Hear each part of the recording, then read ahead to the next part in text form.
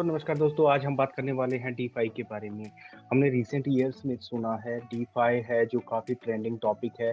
Cryptocurrency का नाम सुनते हैं और बिटकॉइन का नाम आता है, उसके बाद में लाइटकॉइन, इथेरियम, ये सभी क्रिप्टोकरेंसी का नाम आता है। इसके साथ एक नाम आज के टाइम में एनएफटीज और डीफाई का भी जुड़ता है। तो डीफाई क्या है, डिटेल में जानने के लिए बने रहे हैं हमारे वीडियो में एंड तक। अगर कोई क्वेश्चंस क्वेरीज हो तो आप वीडियो के कमेंट बॉक्स में आप कमेंट कर सकते हैं और अपना क्वेश्चन रेज कर सकते हैं। इसके अलावा हम ये भी बताएंगे कि डीफाई से आप कैसे कमा सकते हैं, कैसे अर्निंग कर सकते हैं। तो आइए देखते हैं। पहले डीफाई में सबसे पहले एक टर्मिनोलॉजी आती है सेंट्रलाइज, और सबसे पहले समझते हैं सेंट्रलाइज और डिसेंट्रलाइज में डिफरेंस क्या होता है। जैसे कि आपको पता है सेंट्रलाइज सिस्टम वो होता है जहाँ पे एक सेंट्रल बॉडी या सेंट्रल ऑर्गेनाइजेशन या सेंट्रल बैंक जो पूरे के पूरे फाइनेंशियल सिस्टम को मॉनिटर करते हैं, जहाँ पे आपकी पेमेंट के लिए गारंटी भी वही सेंट्रलाइज सिस्टम देता है। फॉर एग्जांपल अगर हमारा आरबीआई है तो वो एक सभी तरीके की ट्रांजेक्शन्स के लिए हर बैंक को अथॉरिटी दिया हुआ है। वो एक सेंट्रल बॉडी है जो एक इंडिपेंडेंटली एक अपने वे से काम करता है। उसमें क्या होता है कि सारा का सारा डाटा और सारा का सारा ट्रांजेक्शन जैसे सेंट्रल बॉडी चाहती है वैसे ही वो मैनेज करती है। तो इसमें एक ड्रॉबैक्स भी है, फायदे भी हैं। दोनों को चीज़ों को देखिए। एक डिसेंट्रलाइज सिस्टम वो होता है जहाँ पे आपने इंटरनेट देखा है, इंटरनेट पे काफ़ी सारी एक्टिविटीज़ आप कर सकते हैं। फ्रीली आप एजुकेशन ले सकते हैं, फ्रीली आप ऑनलाइन सर्च कर सकते हैं। कोई भी चीज़ आप डिसेंट्रलाइज वे में जहाँ तक इंटरनेट जाता है वहाँ तक आप सारी चीज़ें सर्च कर सकते हैं। बट इंटरनेट आपको एक ट्रांजेक्शन करने का मौका नहीं देता है जो फाइनेंशियल सिस्टम के अकॉर्डिंग आता है। तो इसके साथ ही क्रिप्टो करेंसी की शुरुआत होती है जो टोटली डिसेंट्रलाइज होती है, जिनकी एक सेंट्रल अथॉरिटी होती है। वो एक हर एक नोड होता है जो उस नेटवर्क में पार्टिसिपेट करता है, उसकी माइनिंग में, उसकी वैलिडेशंस में और उसकी ट्रांजेक्शन्स को परफॉर्म करवाने में।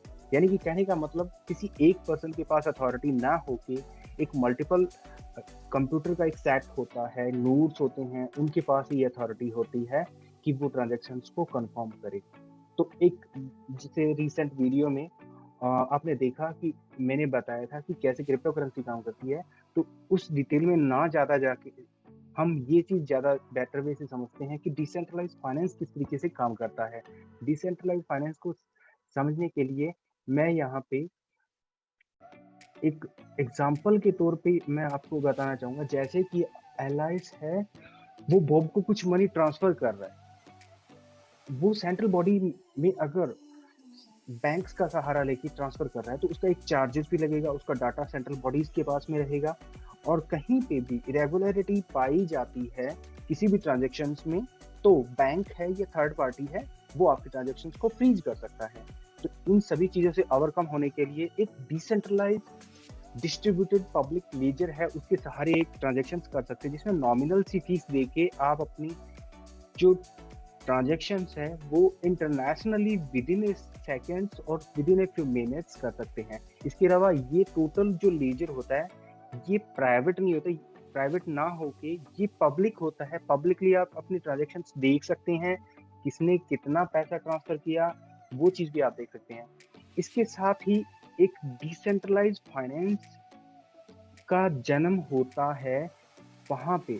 अब मैं सिंपल वे में आपको बताऊंगा जो एक्टिविटीज आप बैंक में कर सकते हैं, लैंडिंग, बोरोइंग और अपना कोई भी एसेट है उसको आप जैसे गिरवी भी रख सकते हैं गोल्ड को। लाइक बैंक की जो सारी एक्टिविटी जो सेंट्रल सिस्टम में होती है वो सारी की सारी डिसेंट्रलाइज वे में होना डिसेंट्रलाइज फाइनेंस कहलाता है। अब मैं अदर लैंग्वेज में बात करूंगा, जो सारी एक्टिविटीज सेंट्रल वे में हम फाइनेंशियल एक्टिविटीज करते हैं वो सारी की सारी डिसेंट्रलाइज वे में हम क्रिप्टो और ब्लॉकचेन टेक्नोलॉजी के बेस पे हम करें तो उसको डीफाई कहा जाता है। तो सिंपल वे में समझने के लिए हम आगे चलते हैं कि व्हाट इज डिसेंट्रलाइज फाइनेंस। कोई कहता है कि डिसेंट्रलाइज फाइनेंस कुछ अलग टर्मिनोलॉजी होती है, किसी के समझने में कुछ अलग वे है, बट मेरे अकॉर्डिंग डीफाई है वो टोटली ब्लॉकचेन बेस्ड होता है। ब्लॉकचेन कोई सी भी हो सकती है, इथेरियम ब्लॉकचेन हो सकती है, बाइनेंस स्मार्ट चेन हो सकती है और कोई भी है। जो भी ब्लॉकचेन है। बिटकॉइन के साथ डिसेंट्रलाइज फाइनेंस की शुरुआत हुई, नो डाउट। बिटकॉइन एक पेरेंट क्रिप्टो करेंसी थी जो सबसे पहले 2009 में आई। उसके बाद डिसेंट्रलाइज फाइनेंस की शुरुआत हुई। तब से लेके अब तक काफी सारी डेवलपमेंट क्रिप्टो करेंसी मार्केट में हो चुकी है। तो एक रीसेंट एग्जांपल है, एक लेटेस्ट एग्जांपल है बिटकॉइन की शुरुआत डिसेंट्रलाइज फाइनेंस उनके साथ ही हो जाती है। डिसेंट्रलाइज फाइनेंस की शुरुआत बिटकॉइन के साथ ही हो जाती है, बट इथेरियम ने अपना लेयर वन सॉल्यूशन लेके आके अपनी ब्लॉकचेन पे स्मार्ट कॉन्ट्रैक्ट एनेबल किया, जिसके सहारे हम उस डिसेंट्रलाइज फाइनेंस की जो एक्टिविटीज है उनको हम कोड कर सकते हैं। हम उनको कोड के रूप में प्रोग्राम में रन करवा सकते हैं, उसको एक प्रोग्रामिंग लैंग्वेज में एम्बेड कर सकते हैं, जिसके सहारे हम पूरे के पूरे डिसेंट्रलाइज सिस्टम का यूज कर सकते हैं। आगे आने वाले टाइम में बहुत सारी जो रिसेंट डेवलपमेंट्स है उनसे आगे को एडवांस चीजें देखने को मिलेगी, जैसे कि इथेरियम अपना वर्जन 2.0 लेके आ रहा है। तो उसमें भी काफी सारी चीजें देखने वाली मिलेगी। यहाँ पे हम बात करते हैं कि करंट जो फाइनेंशियल सिस्टम है और डीफाई है, उनमें क्या मेजर डिफरेंस होता है, जिसके सहारे हम डिसेंट्रलाइज फाइनेंस को चूज करें या सेंट्रलाइज फाइनेंस को चूज करें, वो आप खुद ब खुद जान जाओगे एक इस कंपैरिजन के देखने के बाद। ट्रेडिशनल फाइनेंस में क्या होता है कि आपका पैसा, आपका एसेट, आपके मनी है, वो एक सेंट्रलाइज कंपनी, ऑर्गेनाइजेशन या बैंक के द्वारा हेल्ड किया जाता है, जो टोटली उनका एक कंट्रोल होता है। बट डिसेंट्रलाइज फाइनेंस में ऐसा नहीं होता है। आपका सारा का सारा मनी आपके पास होता है और आप उसे जब चाहें विड्रॉ कर सकते हैं, मनी मैनेज कर सकते हैं। आगे, you have to trust companies not to mismanage your money like lend to risky borrow. आपका पैसा क्या होता है कि बैंक में पड़ा होता है, बैंक आगे उसको किसी थर्ड पर्सन को लैंड दे देता है, कोई लोन लेने आता है, तो वो सारा का सारा ट्रस्ट हमें उस कंपनी पे करना पड़ता है। बट क्रिप्टो करेंसी में ऐसा नहीं है। जो पैसा आपके पास है, जो एसेट आपके पास पड़ा है, चाहे बिटकॉइन है, लाइटकॉइन है, इथेरियम है, जो भी है, चाहे आवे है या करव फाइनेंस है, जो भी है, आप उसका कंट्रोल खुद कर सकते हैं और जब चाहें आप स्पेंड कर सकते हैं। इसके लिए आपकी कोई लाइबिलिटीज नहीं बनती है। Payments can take days due to manual process. ये सबसे बड़ा लूप होल सेंट्रलाइज सिस्टम का मुझे नजर आता है कि कोई भी आप इंटरनेशनल ट्रांजेक्शन्स के लिए जाओ, तब आप कभी भी इंटरनेशनल ट्रांजेक्शन्स का परफॉर्मेंस देखना, उसमें 5 to 7 डेज आपकी नॉर्मल सी ट्रांजेक्शन करने में लग जाता है। बट डीफाई में इसका उल्टा होता है।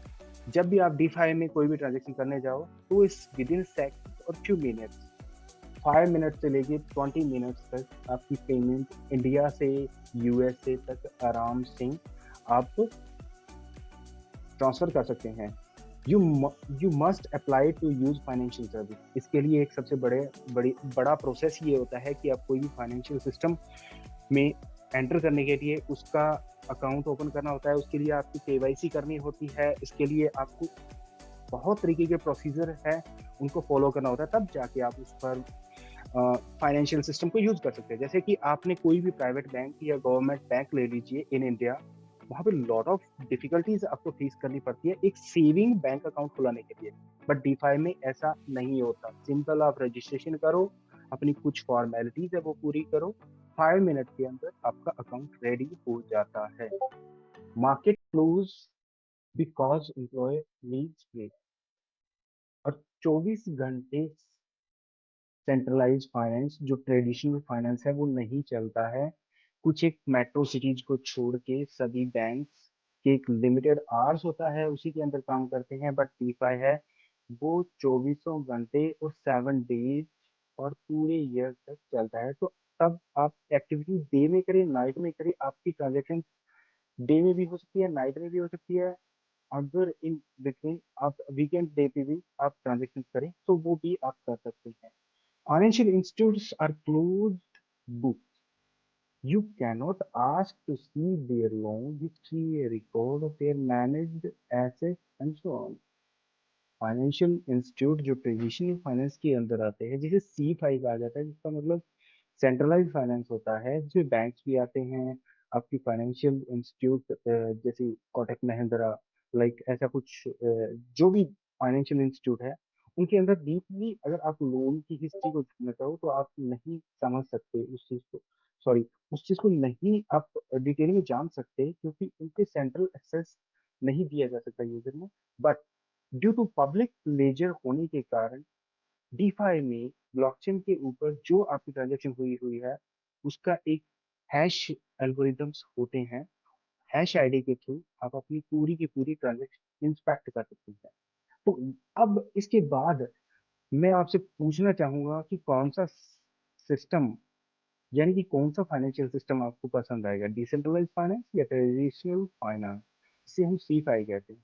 तो डेफिनेटली मेरा तो आंसर यही होगा कि डीफाई में जाना बेटर वे में मैं पसंद करूंगा। डीफाई काम कैसे करता है? सबसे पहले ये फिनोमिना बना होता है कि डीफाई काम कैसे करता है। डीफाई क्या क्रिप्टो करेंसी से हटके भी कुछ अलग तरीके से काम करता है? नहीं, ये एक ब्लॉकचेन बेस्ड स्मार्ट कॉन्ट्रैक्ट के थ्रू एक कोडिंग जनरेट होती है। और एक एग्जांपल मैं बताना चाहूंगा। पर्सन ए है बी को हर मंथ $500 की मनी है, वो ए बी को प्रोवाइड कराएगा। हर मंथ ये एक्टिविटीज रिवाइज होती रहेगी, क्योंकि वो ए का एम्प्लॉयर है बी। तो ए का बी को मनी देने के लिए उसका हर मंथ उसका एक स्मार्ट कॉन्ट्रैक्ट जनरेट होता है। इस तरीके से कोडिंग होती है, प्रोग्रामिंग होती है, इसके थ्रू वो अपना पैसा $500 हर मंथ उसको up to 1 year, 2 year, 3 year उसको प्रोवाइड करा सकता है। तो ये एक कंटिन्यूअस प्रोसेस चलती रहती है। ऐसी ही चीजें स्मार्ट कॉन्ट्रैक्ट में और भी वास्ट लेवल पे बना सकते हैं। वो स्मार्ट कॉन्ट्रैक्ट जो इथेरियम पे बनता है, उसने काफी चीजों को आसान किया है, काफी चीजों को डिटेल में भी उन्होंने एग्जीक्यूट किया है। इथेरियम ने सबसे बढ़िया डेवलपमेंट दिखाई है। जब भी कोई डेवलपर आता है तो उसको सबसे पहले यही चीज कही जाती है कि आप इथेरियम की कोडिंग, प्रोग्रामिंग, उनका इंफ्रास्ट्रक्चर और ब्लॉकचेन की वायबिलिटीज और उनकी स्केलेबिलिटीज को देखिए। सिंपल वे में C5 और D5 में मैं डिफरेंस दिखाना चाहूंगा जो आपको अच्छे से समझ में आ जाएगा। सेंट्रलाइज फाइनेंस में क्या होता है, सारा रॉबर्ट को कुछ पैसे ट्रांसफर करती है, उसके लिए वो एक बैंक में जाती है, उस बैंक से दूसरे बैंक में ट्रांसफर करती है, और वहां पे एक इंटरमीडिएटरी के तौर पे बैंक आ जाता है। और बैंक टोटली जो सेंट्रलाइज सिस्टम है उसका एक एग्जांपल है, और रॉबर्ट को पैसे डिलीवर करवा देता है। इसके लिए वो कुछ फीस भी चार्ज करता है और कुछ टाइम भी प्रोसेसिंग में लगता है। बट डिसेंट्रलाइज फाइनेंस में एक स्मार्ट कॉन्ट्रैक्ट जनरेट हुआ है, वो एक ऐसा प्रोटोकॉल बन जाता है ब्लॉकचेन पे कि वो पैसा सारा रोबोट को with in a few second, with in a few minutes available करवा सकती है। ये डिपेंड करता है आपकी ब्लॉकचेन कौन सी यूज कर रहे हैं। कुछ ब्लॉकचेन सेकंड्स में आपकी ट्रांजेक्शन परफॉर्म कर सकती है, कुछ ब्लॉकचेन आपकी मिनट्स भी लगा देती है। तो वो डिपेंड करता है आपकी ट्रांजेक्शन कौन से ब्लॉकचेन से आप कर रहे हैं। कुछ एक प्रोजेक्ट है जिनका नाम है लैंडिंग और बोरोइंग। दोनों में ये चीजें आती है कि लैंडिंग के लिए आप कौन कौन से प्लेटफॉर्म को यूज कर सकते हैं। इसके लिए आवे है, कंपाउंड है, ऑसिस है। ये लैंडिंग और बोरोइंग का एक फिनोमिना है। इसके बारे में मैं डिटेल में वीडियोस बनाऊंगा इन पर्टिकुलर प्रोजेक्ट्स के बारे में। अभी के लिए सिर्फ ये देख लेते हैं कि कौन कौन से प्रोजेक्ट है। टोकन स्वैप के लिए आपने कोई भी टोकन है, एक टोकन से दूसरे टोकन में स्वैप करना है। अगर आप इथेरियम से आप कोई टोकन लेना चाहते हैं डिसेंट्रलाइज वे में, तब आपको यूनिस्वैप, मैचा और वन इंच का प्रोजेक्ट्स देखने को मिलेंगे। ट्रेडिंग है, प्रोडिक्शन है, पॉली मार्केट है, उसके अंदर ऑर्डर भी आता है, लूपिंग है, डीवाईडीएस जो जो डेरिवेटिव है। इन्वेस्टमेंट्स के लिए टोकन सेट्स है, कॉल टुगेदर है, इंडेक्स स्कोप है।